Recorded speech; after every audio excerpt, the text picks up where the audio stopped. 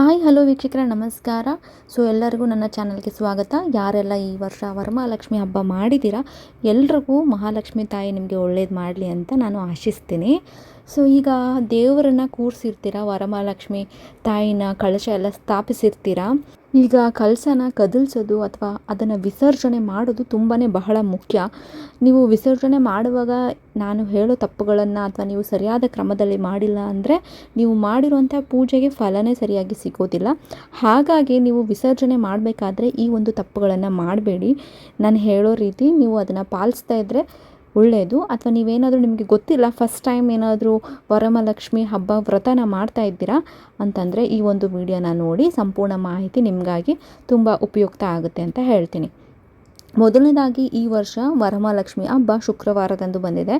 ಶುಕ್ರವಾರದ ದಿನ ಎಲ್ಲರೂ ನೀವು ತಾಯಿಗೆ ಕಳಶ ಎಲ್ಲ ಮಾಡಿ ನೀವು ನೀಟಾಗಿ ಕೂರಿಸಿರ್ತೀರ. ಈಗ ಆಲ್ರೆಡಿ ಕೂರಿಸಿರ್ತೀರ ಆ್ಯಂಡ್ ತುಂಬ ಜನ ಈಗ ವಿಸರ್ಜನೆ ಮಾಡಬೇಕು, ಕಳಶ ಕದಲಿಸ್ಬೇಕು ಶನಿವಾರ ಅಂತ ಅಂದ್ಕೊಂಡಿರ್ತೀರ. ಯಾಕಂದರೆ ಶುಕ್ರವಾರ ಆಗಷ್ಟೇ ಕೂರಿಸಿ ಶುಕ್ರವಾರ ತೆಗೆದ್ರೆ ಚೆನ್ನಾಗಿರಲ್ಲ. ಹಾಗಾಗಿ ನೀವು ಶನಿವಾರ ಅದನ್ನು ಕಳಶನ ಕದಲಿಸಿ ವಿಸರ್ಜನೆ ಮಾಡಬೇಕು ಅಂತ ಅಂದ್ಕೊಂಡಿರ್ತೀರ. ಬಟ್ ಶನಿವಾರ ಇವತ್ತೇನು ಹುಣ್ಣಿಮೆ ಆಗಿದೆ. ಯಾರೆಲ್ಲ ತುಂಬ ಜನ ಗೊತ್ತಿಲ್ಲದೆ ತೆಗೆದುಬಿಟ್ಟಿರ್ತೀರ. ಬಟ್ ಬಹಳಷ್ಟು ಜನಕ್ಕೆ ಹುಣ್ಣಿಮೆ ಅಂತ ಗೊತ್ತಿದೆ, ಬಟ್ ಯಾವ ಒಂದು ಟೈಮಲ್ಲಿ ತೆಗಿಬೇಕು ಅಂತ ಗೊತ್ತಿರಲ್ಲ. ನೀವೇನಾದರೂ ತೆಗಿಬೇಕು ಅಂತಂದರೆ ಸಂಜೆ 4ರ ನಂತರ ತೆಗೆದ್ರೆ ಒಳ್ಳೆಯದು. ಯಾಕಂತಂದರೆ ಸಂಜೆ ನಿಮಗೆ 4 ಗಂಟೆ ಮೇಲೆ ಒಳ್ಳೆ ಟೈಮಿಂಗ್ಸ್ ಇದೆ. 2 ಗಂಟೆಗೆ ಹುಣ್ಣಿಮೆ ಮುಗಿಯುತ್ತೆ, ಆದ್ರೂ ನಿಮಗೆ 2 ಗಂಟೆಯಿಂದ 4 ಗಂಟೆವರೆಗೂ ಯಮಗಂಡ ಕಾಲ ಇರುತ್ತೆ. ಹಾಗಾಗಿ ನೀವು 4 ಗಂಟೆಯ ನಂತರ ನೀವು ತೆಗೆದ್ರೆ ತುಂಬಾ ಒಳ್ಳೆಯದು.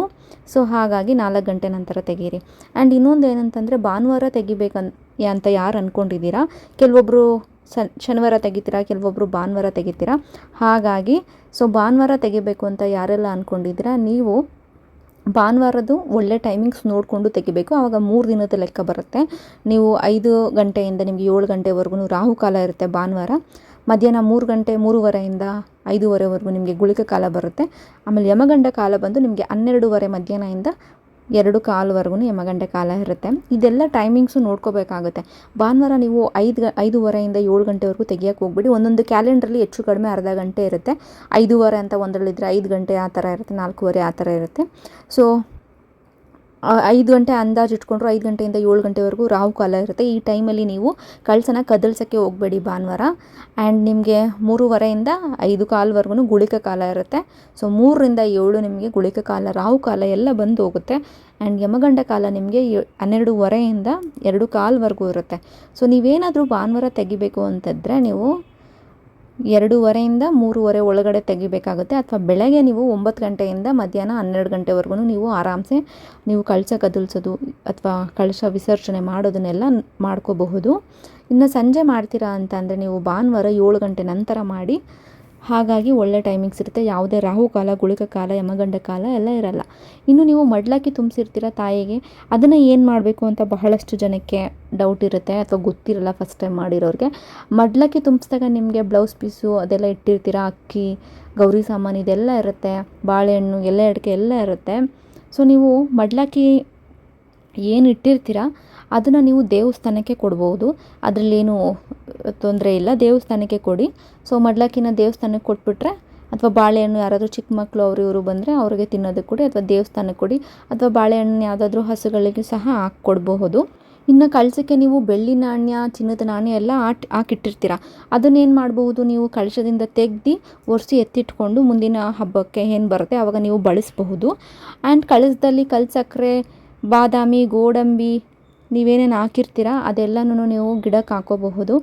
ಇನ್ನು ನೀವು ಶಂಖ, ಗೋಮತಿ ಚಕ್ರ ಅಥವಾ ಗುಲ್ಗಂಜಿ ಇದೆಲ್ಲ ಏನು ಹಾಕಿರ್ತೀರ ನೀವು ಅದನ್ನು ಸಹ ಗಿಡಕ್ಕೆ ಹಾಕೋಬಹುದು ಬೇರೆಗೆ. ಅಥವಾ ನೀವು ಅದನ್ನು ಎತ್ತಿಟ್ಟು ತೊಳೆದು ಒಂದು ಬಟ್ಟೆನಲ್ಲಿ ಕಟ್ಟಿ ಮುಂದಿನ ವರ್ಷಕ್ಕೆ ಯೂಸ್ ಮಾಡ್ಕೋಬೋದು. ಯಾವುದನ್ನ, ಶಂಖನ, ಗೋಮತಿ ಚಕ್ರನ, ಗುಲ್ಗಂಜಿನ.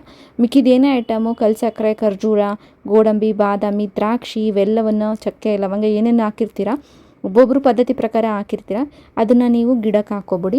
ಆ್ಯಂಡ್ ನೀರನ್ನು ತುಂಬಿಸಿದ್ರೆ ನೀರನ್ನು ಗಿಡಕ್ಕೆ ಹಾಕ್ಕೊಳ್ಳಿ. ಯಾಕಂತಂದರೆ ಯಾರು ಓಡಾಡೋ ಜಾಗದಲ್ಲಿ ಇರಬಾರ್ದು, ತುಳಿಬಾರ್ದು ದೇವರಿಗೆ ಹಾಕಿರುವಂಥದ್ದನ್ನು. ಹಾಗಾಗಿ ನೀವು ಗಿಡಕ್ಕೆ ಹಾಕಿ. ಇನ್ನು ನೀವೇನಾದರೂ ಅಕ್ಕಿ ಇಟ್ಟಿದ್ರೆ ಅಂದರೆ ಕಳಶಕ್ಕೆ 2 ಥರ ಮಾಡ್ತಾರೆ. ಒಬ್ಬೊಬ್ಬರು ನೀರನ್ನು ತುಂಬಿಸ್ತಾರೆ, ಒಬ್ಬೊಬ್ಬರು ಅಕ್ಕಿನ ಹಾಕ್ತಾರೆ. ನೀರನ್ನು ತುಂಬಿಸೋದು ಶ್ರೇಷ್ಠ ಅಂತಾರೆ, ಬಟ್ ಅವರವರ ಆಚಾರ ಪದ್ಧತಿಗಳಲ್ಲಿ ಒಬ್ಬೊಬ್ಬರು ಅಕ್ಕಿನೂ ಸಹ ತುಂಬಿಸ್ತಾರೆ. ಅದರಲ್ಲೂ ಏನೂ ತಪ್ಪಿಲ್ಲ. ಅಕ್ಕಿ ನೀವೇನಾದರೂ ಹಾಕಿದರೆ ಕಳಶಕ್ಕೆ ಅದರಲ್ಲಿ ಖಂಡಿತವಾಗಿಯೂ ನೀವು ಸಿಹಿ ಮಾಡಬೇಕು. ಖಾರ ಎಲ್ಲ ಮಾಡೋದಕ್ಕೆ ಹೋಗ್ಬೇಡಿ, ಯಾಕಂದರೆ ಹಬ್ಬಕ್ಕೆ ದೇವ್ರಿಗೆ ಇಟ್ಟಿರೋ ಅಂಥದ್ದು. ಹಾಗಾಗಿ ಅದರಲ್ಲಿ ಸಿಹಿ ಮಾಡಿದ್ರೆ ಒಳ್ಳೆಯದು ಅಂತ ಅಷ್ಟೇ. ಹಾಗಾಗಿ ಸಿಹಿನ ನೀವು ಮಾಡಿಕೊಂಡು ನೀವು ಮನೆಯಲ್ಲಿ ಎಲ್ಲರಿಗೂ ಹಂಚ್ಕೊಂಡು ನೀವು ತಿನ್ಬೋದು ಸಿಹಿನ. ಇನ್ನು ನೀವು ದಕ್ಷಿಣೆ ಅಂತ ಏನು ಇಟ್ಟಿರ್ತೀರ ಅದೂ ಅಷ್ಟೇ, ಅದರಲ್ಲಿ ನೀವು ಎಷ್ಟು ಇಟ್ಟಿರ್ತೀರ ಅದು ಮುಖ್ಯ ಅಲ್ಲ. ಆ್ಯಂಡ್ ನೀವು ಅದರಿಂದ ಸ್ವಲ್ಪನಾದರೂ ಬಡವರಿಗೆ ಏನಾದರೂ ಹಂಚಿ ಒಂದು ಊಟ ಕೊಡಿಸೋದಾಗಿರ್ಬೋದು ಅಥವಾ ಪ್ರಾಣಿಗಳಿಗೆ ಏನಾದರೂ ಕೊಡೋದಾಗಿರ್ಬೋದು. ಈ ರೀತಿ ಮಾಡಿದ್ರೆ ನಿಮಗೆ ಲಕ್ಷ್ಮಿ ದಾನ ಧರ್ಮ ಮಾಡೋದ್ರ ಮೂಲಕ ಜಾಸ್ತಿ ನಿಮಗೆ ಒಲಿತಾಳೆ. ಸೊ ಹಾಗಾಗಿ ಅಷ್ಟಕ್ಕೆ ಅಂತಲ್ಲ, ನಿಮ್ಮ ಕೈಲಾದಷ್ಟು ನೀವು ಸಹಾಯ ಮಾಡ್ಕೋಬೋದು ಯಾರಿಗಾದರೂ ದಾನ ಧರ್ಮ ಮಾಡಿದ್ರೆ ಒಳ್ಳೆಯದು.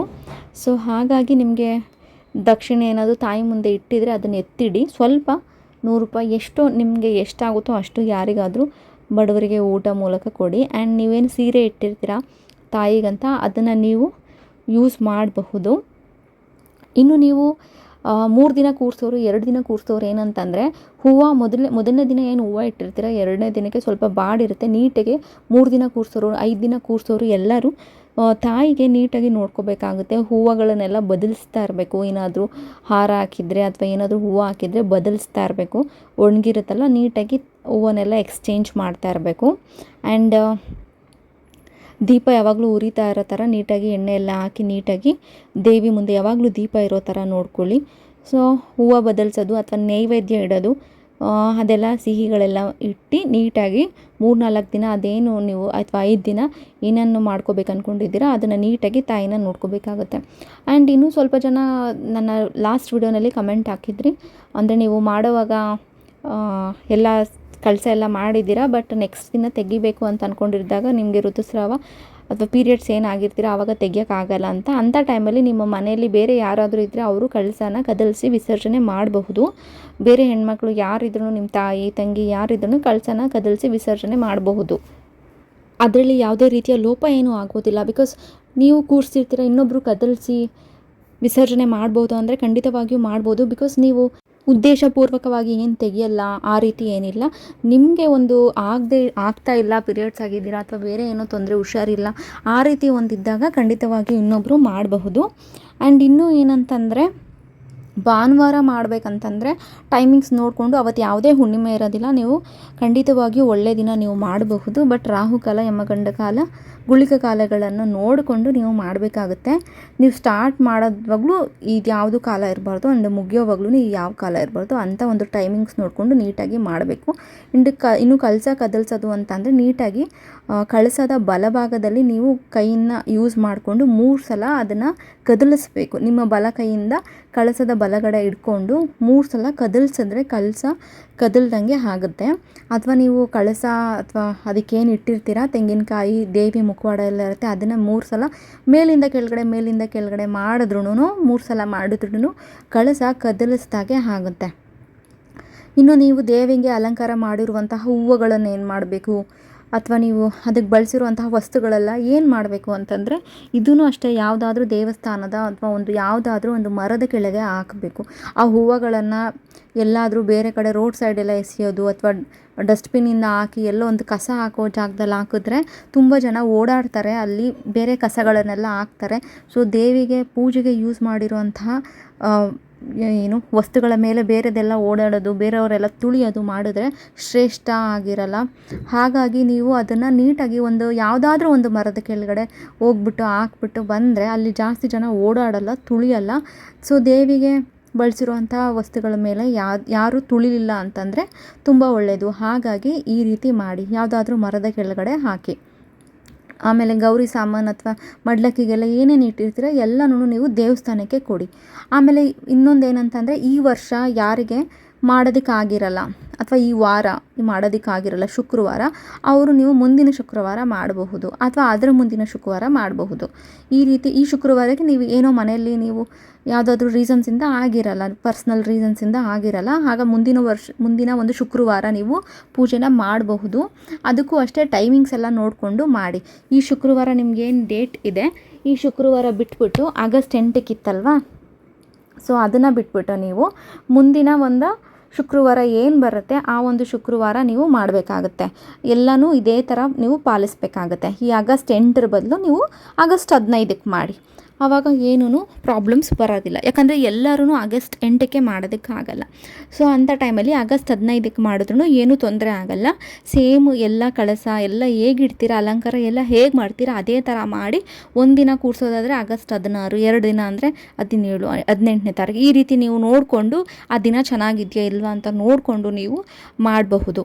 ಅದರಲ್ಲೇನೂ ತೊಂದರೆ ತೊಡಕು ಬರದೇ ಇರೋ ಥರ, ಲೋಪ ಬರದೇ ಇರೋ ಥರ ನೀಟಾಗಿ ಒಳ್ಳೆ ಮನಸ್ಸಿನಿಂದ ನೀವು ದೇವಿಗೆ ಅಲಂಕಾರ ಎಲ್ಲ ಮಾಡಿ ಬೇಡ್ಕೊಂಡ್ರೆ ಖಂಡಿತವಾಗಿಯೂ ದೇವಿ ನಿಮಗೆ ಕೈ ಹಿಡಿತಾರೆ. ಸೊ ಅದನ್ನು ನೋಡ್ಕೊಂಡು ಮಾಡಿ. ಆಮೇಲೆ ದೇವಿಗೆ ಹೋದ ವರ್ಷ ಇಟ್ಟಿರುವಂತಹ ಸೀರೆನೇ ಇಡಬಹುದು ಅಂತ ಕೇಳಿದರೆ ಇಲ್ಲ, ಪ್ರತಿ ವರ್ಷವೂ ದೇವಿಗೆ ಬೇರೆ ಬೇರೆ ಸೀರೆನೇ ಇಡಬೇಕಾಗುತ್ತೆ. ಯಾಕಂದರೆ ಹೋದ ವರ್ಷ ಇಟ್ಟಿರೋ ಸೀರೆನ ನೀವು ಬಳಸಿರ್ತೀರ, ನಾವು ಬಳಸಿರೋ ಅಂಥದ್ದು ದೇವ್ರಿಗೆ ಹಾಕ್ಬಾರ್ದು. ಒಡವೆನೂ ಅಷ್ಟೇ ನಾವು ಬಳಸಿರೋ ಅಂಥದ್ದು ದೇವ್ರಿಗೆ ಹಾಕ್ಬಾರ್ದು. ದೇವಿ ಮೈ ಮೇಲೆ ನಾವು ಅಥವಾ ಕಳಸ ವಿಸರ್ಜನೆ ಕದಲಿಸಿದ ಮೇಲೆ ಆ ದೇವಿ ಮೈ ಮೇಲಿರೋ ಒಡವೆನ ನಾವು ಹಾಕೋಬಹುದು, ಬಿಕಾಸ್ ಲಕ್ಷ್ಮಿ ನಮಗೆ ಒಲಿಲಿ ಅಂತ. ಬಟ್ ಅದನ್ನು ಯಾವಾಗಲೂ ಬಳಸಬಾರ್ದು. ಆ ಪೂಜೆ ಆಗಿ ನೀವು ಅಂದರೆ ಕದಲಿಸಿದ ಮೇಲೆ ಒಂದು 5 ನಿಮಿಷ 10 ನಿಮಿಷ ಹಾಕ್ಕೊಂಡು ನೆಕ್ಸ್ಟು ದೇವಿಗೆ ಹಾಕಬೇಕು ಅಂದರೆ ತೊಳೆದು ಹಾಕಬೇಕು. ನಾವು ಪ್ರತಿನಿತ್ಯ ಬಳಸೋದನ್ನು ಹಾಕಬಾರ್ದು. ದೇವಿಗಂತಲೇ ಒಂದು ಸಪ್ರೇಟ್ ಎತ್ತಿಡಬೇಕು. ಹಬ್ಬದ ದಿನ ಮಾತ್ರ ಕದಲಿಸಿದ ಮೇಲೆ ಒಂದು 5 ನಿಮಿಷ ಮಾತ್ರ ಹಾಕ್ಕೊಳ್ಬಹುದು. ಪ್ರತಿನಿತ್ಯ ನಾವು ಅದನ್ನು ಬಳಸೋದು, ಅದನ್ನು ತಾಯಿಗೆ ಹಾಕೋದು ಮಾಡಬಾರ್ದು. ಹಾಗಾಗಿ ಪ್ರತ್ಯೇಕವಾಗಿ ದೇವಿಗಂತಲೇ ಎತ್ತಿಡಬೇಕಾಗುತ್ತೆ. ಈ ವರ್ಷ ಮೊದಲನೇ ಬಾರಿ ಯಾರೆಲ್ಲ ಇಡ್ತಾ ಇದ್ದೀರಾ ಅಥವಾ ಹೋದ ವರ್ಷ ಯಾರೆಲ್ಲ ಇಟ್ಟಿದ್ದೀರಾ, ಪ್ರತಿ ವರ್ಷವೂ ಮಾಡಬೇಕಾಗತ್ತೆ. ಒಂದು ವರ್ಷವೂ ಮಿಸ್ ಮಾಡಬಾರ್ದು.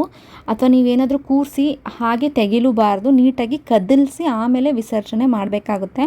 ಆಮೇಲೆ ಅದಕ್ಕೆ ಹಾಕಿರೋ ನೀರನ್ನೆಲ್ಲ ಸಿಂಕಲ್ಲಿ ಹಾಕೋದು, ಅಡುಗೆ ಮನೆ ಸಿಂಕಲಲ್ಲಿ ಹಾಕೋದೆಲ್ಲ ಮಾಡಬೇಡಿ.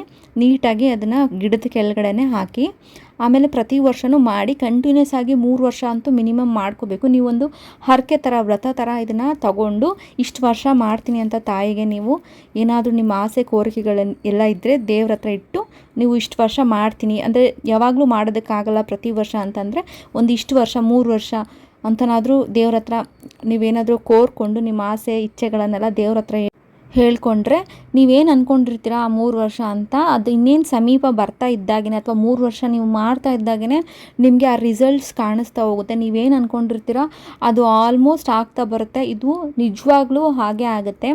ಬಟ್ ಲಕ್ಷ್ಮೀ ಹಬ್ಬ ಮಾಡಿದ ತಕ್ಷಣ ದುಡ್ಡು ಬರುತ್ತೆ ಆ ಥರ ಎಲ್ಲ ಅಂದ್ಕೊಬೇಡಿ. ನಿಮ್ಮ ಲಕ್ಷ್ಮೀ ಹಬ್ಬನ ಪೂಜೆನೂ ವ್ರತನೂ ಮಾಡಬೇಕು, ಜೊತೆಗೆ ನಾವೇನು ನಮ್ಮ ಕೆಲಸಗಳೆಲ್ಲ ಇರುತ್ತೆ ಅದನ್ನು ಮಾಡ್ತಾ ಹೋಗಬೇಕು. ಎಷ್ಟೊಂದು ಜನ ಕಷ್ಟಪಟ್ಟು ಕೆಲಸ ಮಾಡ್ತಾ ಇರ್ತಾರೆ, ದುಡ್ಡೇ ಬರ್ತಾರಲ್ಲ, ಅಥವಾ ದುಡ್ಡು ಬರ್ತಾ ಇರುತ್ತೆ ನಿಲ್ತಾನೆ ಇರಲ್ಲ, ಏನಾದರೂ ಒಂದು ಪ್ರಾಬ್ಲಮ್ ಆಗಿ ದುಡ್ಡು ಬರೋದೆಲ್ಲ ಹೋಗ್ತಾನೆ ಇರುತ್ತೆ.